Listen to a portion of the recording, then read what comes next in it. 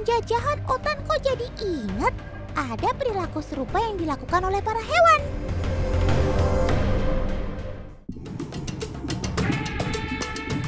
Nah, salah satunya si sobat Otan satu ini. Dia adalah ikan buaya alias si alligator gar. Coba bayangkan teman, seekor ikan alligator gar ini tidak akan pernah kenyang makan ikan-ikan kecil yang dianggapnya lemah. Ya mau bagaimana? Aku kan memang terlahir jadi pemakan segala dan tak pernah kenyang, Tan. Aku akan terus makan hingga aku tumbuh membesar sebesar buaya sungguhan. Makanya, karena ukuranku itulah namaku disebut ikan buaya. Aku ini aslinya ikan dari luar negeri, Tan. Tapi aku dibawa pindah negara karena banyak yang tertarik memeliharaku jadi ikan hias. Lihat saja keunikanku. Warna sisiku menarik. Dan aku punya moncong yang mirip seperti buaya kan. Tapi saat aku tumbuh semakin besar, aku juga butuh akuarium yang semakin besar juga, Tan. Dan pastinya makan yang semakin banyak juga. Makanya para pemilikku ini lama-lama enggan memeliharaku lagi. Mereka dengan tidak bertanggung jawab melepaskan begitu saja aku ke sungai. Jadinya aku deh sekarang yang disalahkan. Karena semua ikan sungai kumakan habis. Padahal itu kan naluri bertahan hidupku yang dari sananya begitu. Iya sih, Otan juga jadi menyayangkan. Dengan membludaknya jumlah mereka sebagai ikan pemangsa dan penjajah, ekosistem jadi rusak kan? Kalau ikan-ikan lokal jadi punah dan semakin sulit ditemui gimana? Nggak mau kan? Makanya catat ya, jangan pernah melepaskan ikan-ikan pemangsa yang punya naluri sebagai penjajah rakus seperti si alligator gar ini sembarangan. Nah, masih soal perilaku menjajah nih. Ada juga nih sobat Otan yang karena kelicikannya, dia bisa mengusir tuan rumah yang dia singgahinya. Dia adalah si burung kedasi. Tuh si induk kedasi, dia bertengger di situ bukan sekedar mencari makan, teman. Betul, Tan. Saat ini aku sedang memantau sarang burung lain.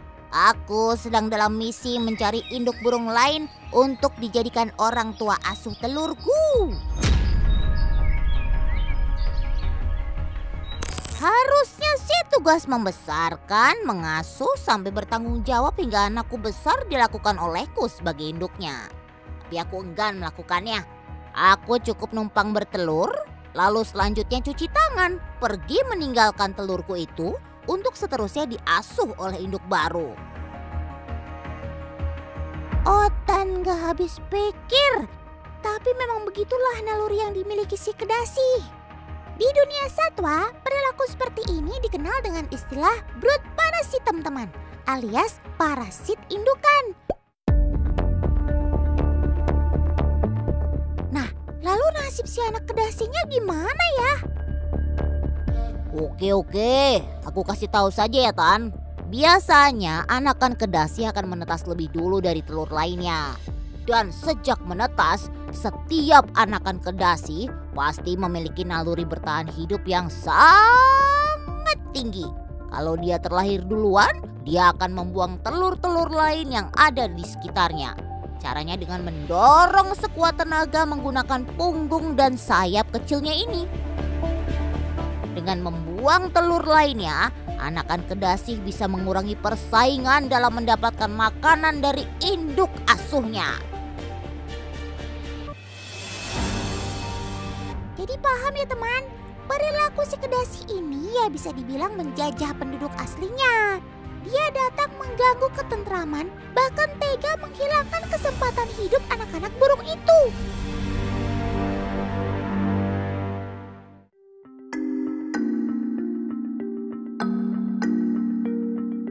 Masih soal penjajahan, Otan jadi keingat nih. Ada juga salah satu kawanan hewan yang sering dianggap melakukan tindakan serupa. Ya, bisa dibilang mereka adalah penjajah karena suka merebut paksa mentang-mentang menang jumlah. Dan pastinya punya akal bulus yang licik. Mereka adalah hyena.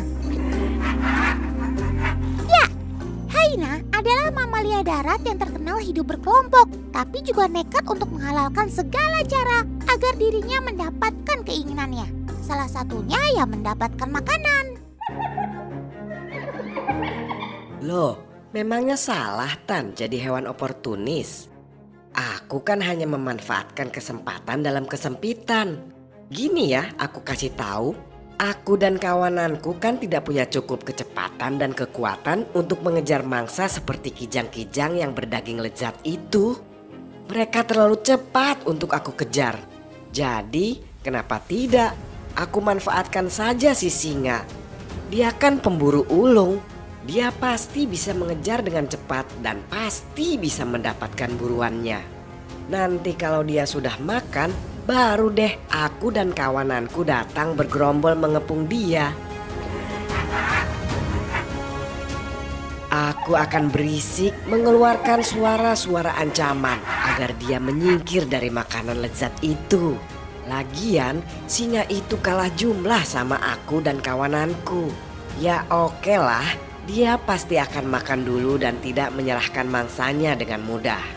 Tapi kami pasti masih bisa mendapatkan sisa makanan yang cukup kok.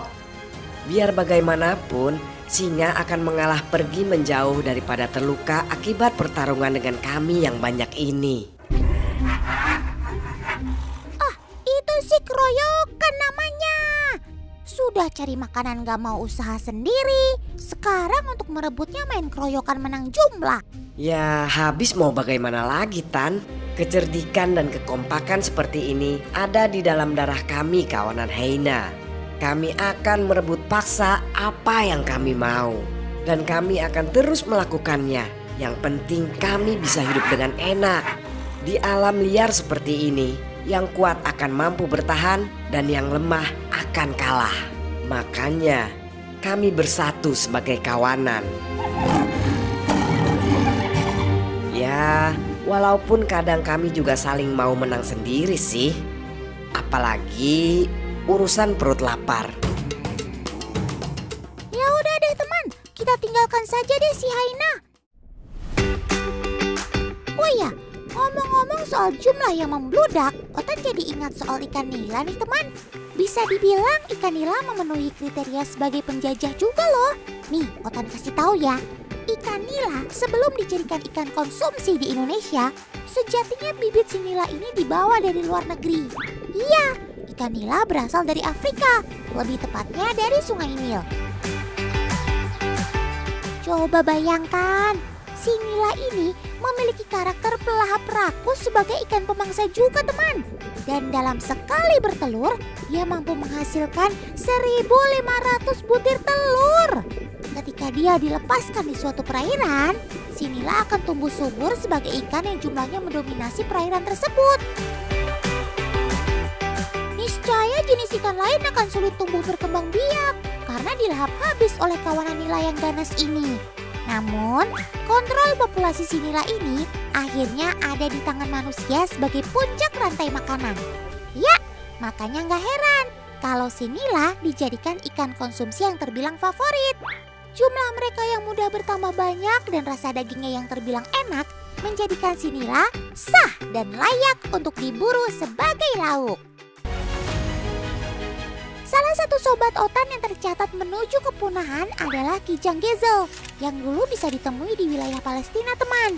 Maklum saja, jenis kijang gezel ini sudah habis-habisan diburu untuk dijadikan makanan manusia. Semakin sulitnya mencari makan di sana akibat penjajahan, ternyata langsung berdampak pada semakin sedikitnya jumlah si gezel ini. Semoga ada kawanan yang sempat pergi menjauh dari wilayah perang itu ya. Dan berkembang biak sebagai kijang gezel Palestina meski sudah keluar dari wilayahnya.